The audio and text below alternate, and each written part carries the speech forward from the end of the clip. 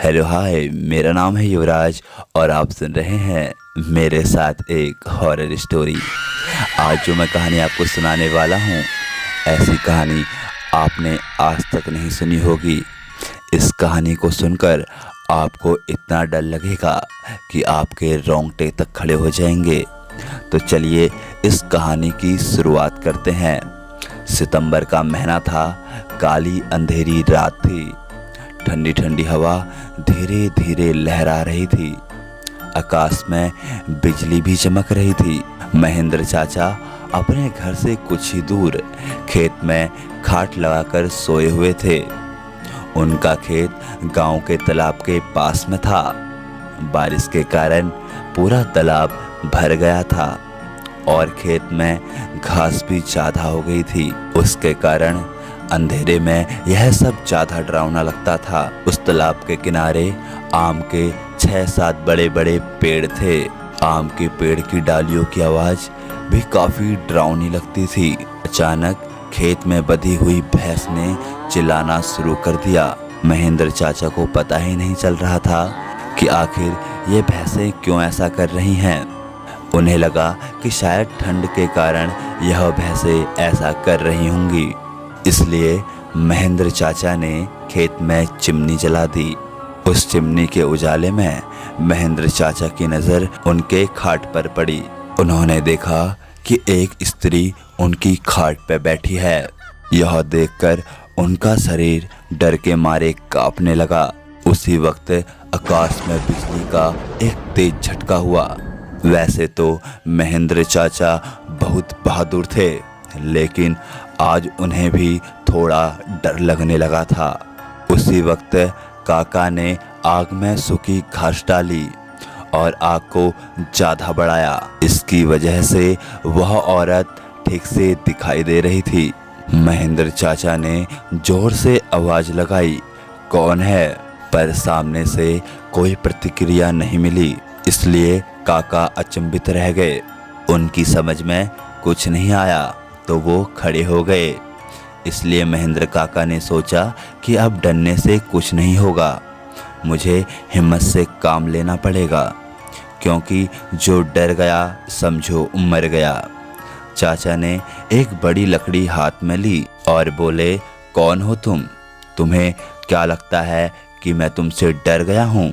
लेकिन सच तो यही था कि चाचा अंदर से पूरी तरह डर के मारे कांपने लगे थे। चाचा का यह गुस्से वाला रूप देखकर वो स्त्री खड़ी हो गई और जोर से बोली, क्या तुम मुझसे नहीं डरते? चाचा ने हिम्मत की और बोले, यहाँ से चली जाओ, वरना मैं लाठी से मार मार कर तेरा सर फोड़ दूंगा। इतना ही बोलकर महेंद्र चाचा ने लाठी उठाई। उसी वक्त उस औरत ने आवाज उठाई कि अब तू मुझे मेरे ही घर से बाहर निकालेगा। यहाँ पर तो मेरा बचपन गुजरा है, यह मेरा ही घर है, मैं यहाँ सालों से रहती हूँ। यह सुनकर चाचा का डर और गुस्सा दोनों ही शांत हो गया।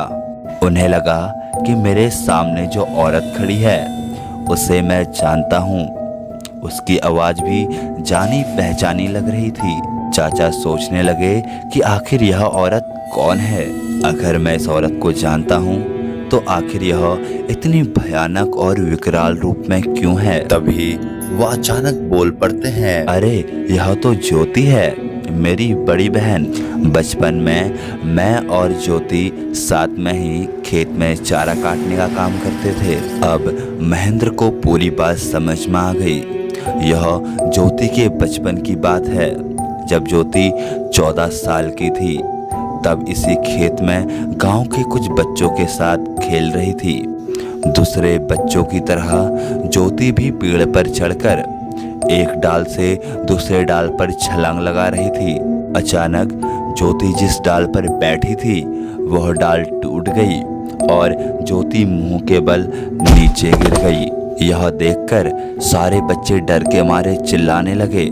बच्चों की चिल्लाने की आवाज सुनकर गांव के बड़े लोग वहां पर पहुंचे और ज्योति को उठा के अस्पताल ले गए। लेकिन तब तक काफी देर हो चुकी थी। ज्योति की मौत हो गई थी। महेंद्र चाचा को ये सारी बातें याद आ गई और वह सीधा ज्योति के पास जाके रोने लगे। जब यह बात गांव वालों को पता चली तो सारे गांव वाले चौंक उठे थे।